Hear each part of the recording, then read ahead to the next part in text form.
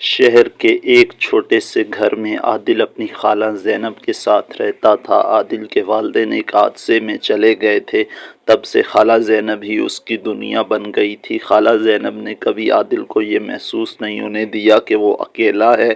وہ اس کے لیے ماں بھی تھی اور باپ بھی۔ عادل جب اسکول سے واپس آتا تو خالہ اس کے لیے اس کے من پسند کھانا بناتی اور اس کے ساتھ بیٹھ کر ہنسی مذاق کرتی۔ ایک دن عادل نے خالہ سے کہا، خالہ میں بڑا ہو کر بہت کامیاب آدمی بنوں گا تاکہ آپ کو کبھی کوئی تکلیف نہ ہو۔ خالہ زینب مسکرا دی لیکن ان کی آنکھوں میں آنسو آ گئے۔ بیٹا مجھے صرف تمہاری خوشی چاہیے۔ بس وقت گزرتا گیا اور حالات آسان نہیں تھے۔ گھر کے خرچے پورے کرنے کے لیے خالہ زینب نے سلائی کا کام شروع کر دیا۔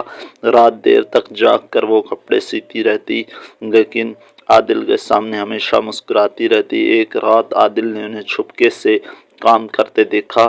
اس دن اسے احساس ہوا کہ خالہ اس کے لیے کتنی محنت کر رہی ہے۔ اگلے دن سے عادل نے بھی محنت شروع کر دی۔ وہ پڑھائی میں اور بھی دل لگا کر محنت کرنے لگا۔ کئی سال بعد عادل ایک کامیاب آفیسر بن گیا۔ جب وہ پہلی تنخواہ لے کر آیا تو سیدھا خالہ کے پاس گیا اور ان کے ہاتھ پر رکھ دی۔ یہ سب آپ کی وجہ سے ہے خالہ، آپ نہ ہوتی تو میں کچھ نہ ہوتا۔ خالہ زینب کی آنکھوں سے آنسو بہنے لگے مگر یہ خوشی کے آنسو تھے۔ انہوں نے عادل کو گلے لگا کر کہا، بیٹا تم ہی میری سب سے بڑی کامیابی ہو۔